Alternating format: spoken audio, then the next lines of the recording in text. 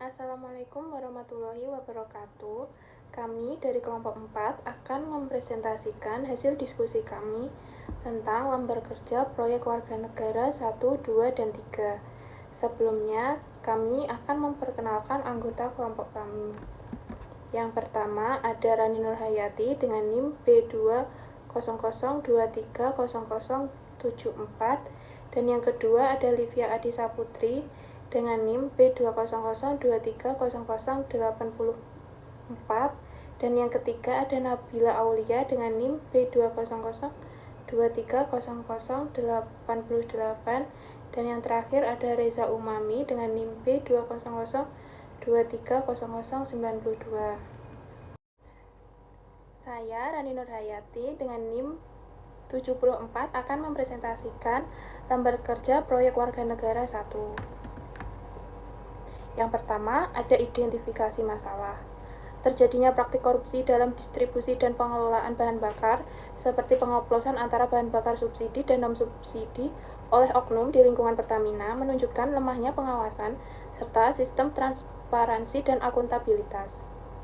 Tindakan ini tidak hanya melanggar hukum dan etika bisnis, tetapi juga merugikan negara, menurunkan kepercayaan publik terhadap BUMN, mengganggu distribusi energi nasional, dan membahayakan keselamatan konsumen. Dan yang kedua, ada topik yang dipilih, korupsi dan manipulasi distribusi energi oleh BUMN, studi kasus pengoplosan BBM di Pertamina. Fokusnya pada bagaimana praktik pengoplosan terjadi, aktor-aktor yang terlibat, kerugian yang ditimbulkan, serta solusi sistematik dan regulatif yang dapat diterapkan untuk mencegah kasus serupa di masa mendatang. Yang ketiga, ada relevansi topik dengan bidang studi. A. Hukum dan etika bisnis. Karena berkaitan langsung dengan pelanggaran hukum, tata kelola perusahaan, serta tanggung jawab sosial korporasi. B. Manajemen dan kebijakan publik. Karena melibatkan manajemen operasional BUMN, pengawasan negara, serta dampak terhadap kebijakan energi nasional. Dan C. Ekonomi dan akuntansi, terutama dalam hal perhitungan kerugian negara, dampak finansial terhadap kinerja perusahaan, serta transparansi pelaporan. Dan yang keempat, ada relevansi topik dengan mata kuliah Pancasila. Sila kedua, yaitu kemanusiaan yang adil dan beradab. Tindakan korupsi mencerminkan perilaku tidak beradab dan merugikan masyarakat luas, terutama masyarakat kecil yang seharusnya menerima BBM subsidi. Selanjutnya ada sila kelima, yaitu keadilan sosial bagi seluruh rakyat Indonesia. Manipulasi distribusi BBM menciptakan ketidakadilan, terutama bagi mereka yang bergantung pada BBM subsidi untuk kelangsungan hidup dan usaha.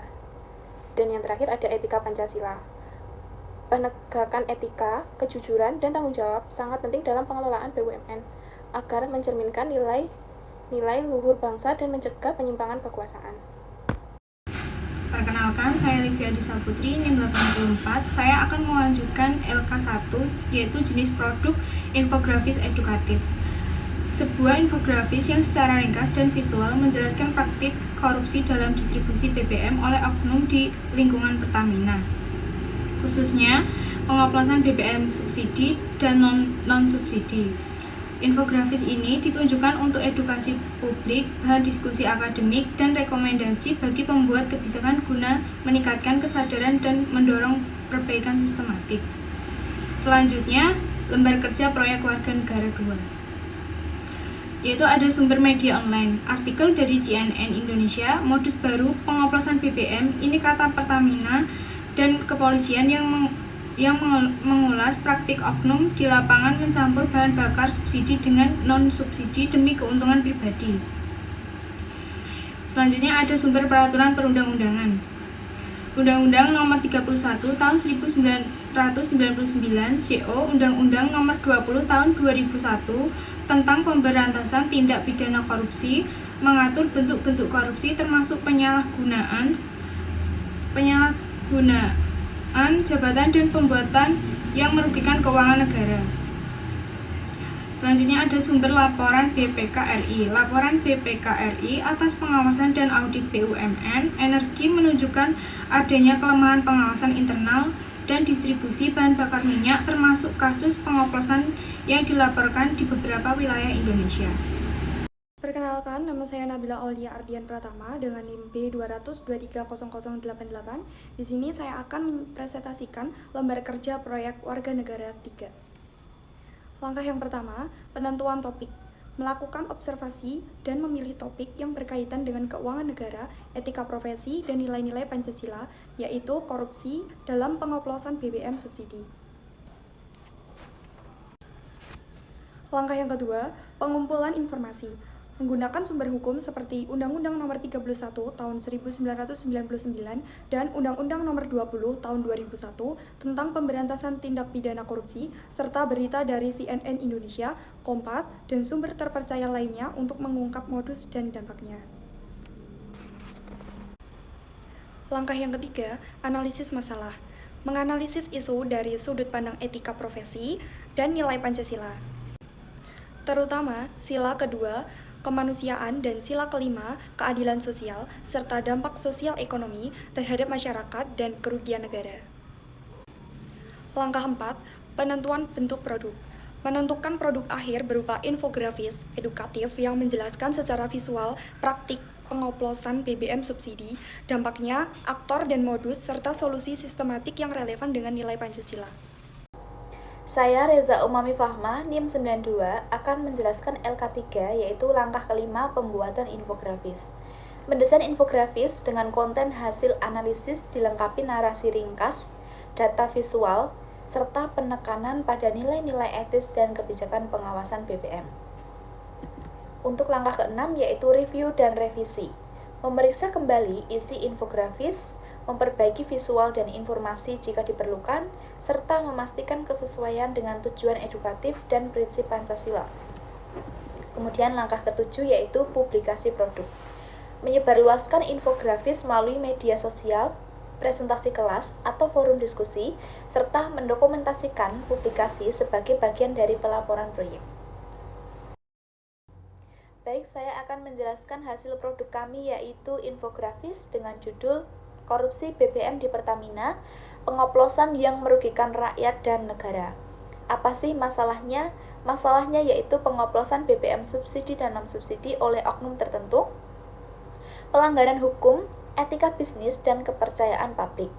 Kemudian tindakan ilegal ini melanggar hukum, etika bisnis, dan merugikan konsumen. Kemudian kerugian negara, serta hilangnya kepercayaan publik. Kemudian siapa yang terlibat? Yang terlibat yang pertama yaitu ada oknum pengawas distribusi. Yang kedua yaitu ada SPBU dan oknum distributor. Kemudian dampaknya bagi masyarakat dan negara itu apa saja? Yang pertama ada kerugian negara mencapai triliunan rupiah, manipulasi tekanan dan kualitas BBM, distribusi BBM terganggu akibat praktik mafia distribusi. Kemudian nilai Pancasila apa saja yang dilanggar? Yang pertama itu ada sila kedua, kemanusiaan yang adil dan beradab, yaitu korupsi, BBM merugikan rakyat dan mencederai nilai kemanusiaan. Sila yang kelima yaitu keadilan sosial bagi seluruh rakyat Indonesia. Tidak ada keadilan dalam distribusi BBM dan merugikan masyarakat kecil. Kemudian ada etika Pancasila. Etika Pancasila yaitu pengelolaan negara tidak sesuai dengan nilai-nilai keadilan, kejujuran, dan tanggung jawab.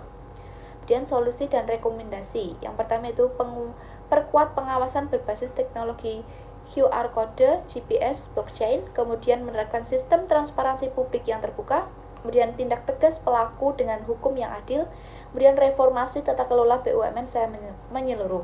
Kesimpulannya yaitu pengoplosan BBM adalah bentuk korupsi sistemik yang melibatkan sistem dan teknologi, kemudian masyarakat berhak mendapatkan energi yang sistemik dan berkualitas.